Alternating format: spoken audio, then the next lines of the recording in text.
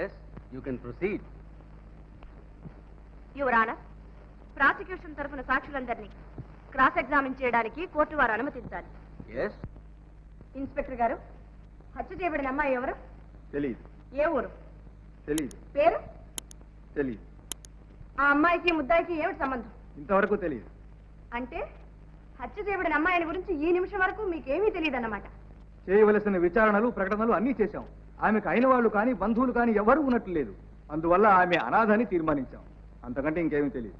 మరి ఏమీ తెలియకుండా ముద్దాయి అంతా కూడా ఎలా తీర్మానించారు, ఎలా ఖైదు చేశారు? అదే హత్య చేశాను ముద్దాయే ఒప్పుకున్నాడు. అదిగాక హత్యాస్థలం నుంచి ఇద్దరు మనుషులు నా దగ్గరకు వచ్చి రిపోర్ట్ ఇచ్చారు. ఏమని? ఒక అమ్మాయిని ఎవరో హత్య చేశారని, హత్య చేసిన వాడు పక్కనే ఉన్నాడని, వాళ్ళు కళ్ళారా చూశారని చెప్పారు. మరుక్షణంలోనే నేను వెళ్ళి ముద్దాయిని అరెస్ట్ చేశాను. అలాగా?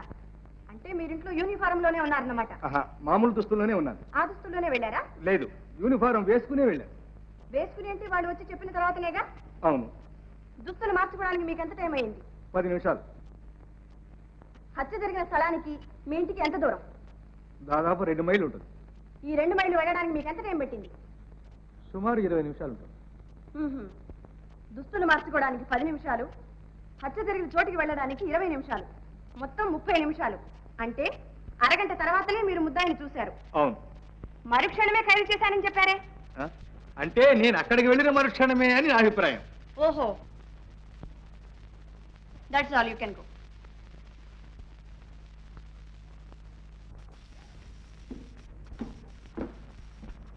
ఏమయ్యా ఒక్కడిని పిలిస్తే ఇద్దరు వచ్చారు?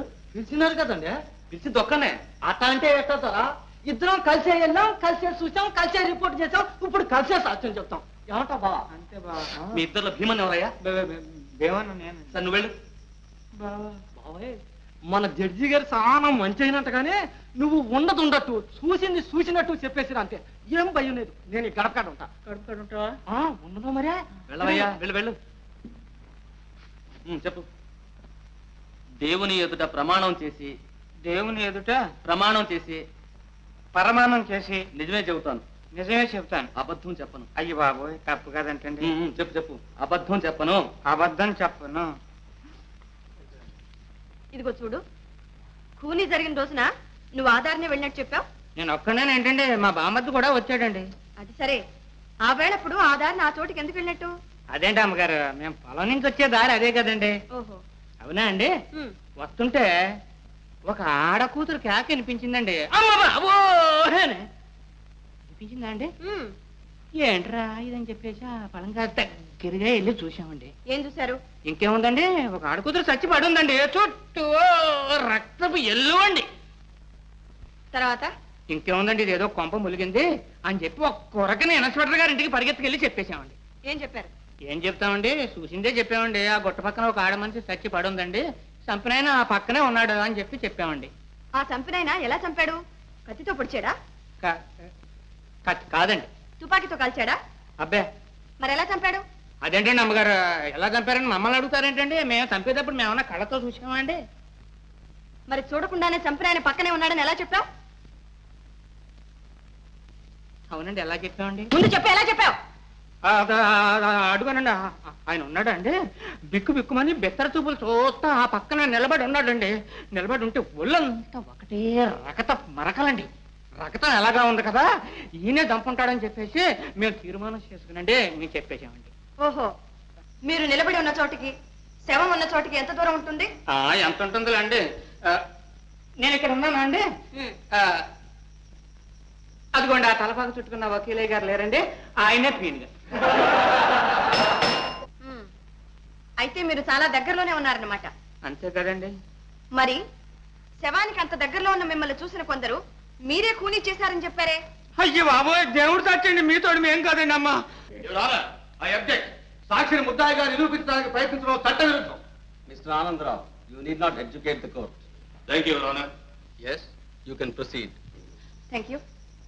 ఏ, మీరేనా ఖూనీ చేసింది? లేదండి అమ్మా, మేము కాదండి అమ్మా, ఊరికి తమాషా చూస్తా నుంచున్నామండి. మీలాగే ఆయన కూడా తమాషా చూస్తూ ఉండొచ్చుగా. ఉండొచ్చు. Very good. ఇలా రావయ్యా.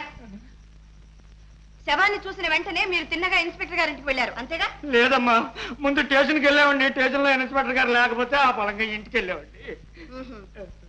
ముందు స్టేషన్కి వెళ్ళి ఆ తర్వాత ఇన్స్పెక్టర్ గారింటికి వెళ్ళడానికి మీకు ఎంత టైం పెట్టింది? ఎంతండి, ఒక అర్ధగంట పట్టి ఉంటుందండి. సరే, నువ్వు వెళ్ళొచ్చు. నమస్కారం తల్లి. డాక్టర్ చక్రవర్తి గారు, మీరిచ్చిన శవ పరీక్ష రిపోర్టులో శవం మీద కత్తితో పొడిచిన గాయం ఉన్నట్టు రాశారు. అవును. అయితే కత్తితో పొడిచింది ముందా, కొండ మీద నుంచి పడదోసింది ముందా? కత్తిపోటే ముందై ఉండాలని నా అభిప్రాయం. కారణం? అంత ఎత్తైన కొండ మీద నుంచి పడద్రోసిన తర్వాత మనిషి బ్రతికుండడం అసాధ్యం. చచ్చిపోయిన తర్వాత శవాన్ని కత్తితో పడవలసిన అవసరం లేదు. ఒకవేళ ఆవేశంలో పొడిచాడనుకున్నా శవం నుంచి రక్తం రావడం అసంభవం. అంటే కత్తిపోటు వల్ల ఏర్పడ్డ గాయం నుంచి రక్తం వచ్చిందంటారు? అవును, చాలా ఎక్కువగా వచ్చింది కూడా. Your honour, please note this point. You can go. Thank you. Your honour, మెరుపు తీగల్లా ఇద్దరు మనుషులు పరిగెత్తారు, వాయువేగంతో ఇన్స్పెక్టర్ వచ్చి ముద్దాయిని ఖైదు చేశారు అని అతి చమత్కారంగా జరిగిన కాలాన్ని సంగ్రహించి జరుగుని నేరాన్ని సమర్థించి తన సామర్థ్యాన్ని రుజువుపరచుకోవడానికి అన్ని విధాలా ప్రయత్నించారు మన పబ్లిక్ ప్రాసిక్యూటర్.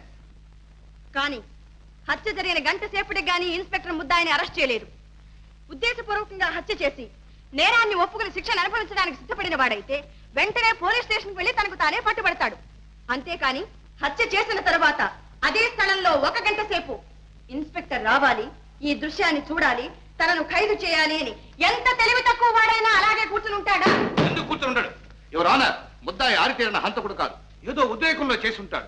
నెత్తురు కళ్ళ చూడగానే దిగ్భ్రాంతి చెందిపోయాడు. పారిపోదామన్నా కాళ్ళాడలేదు.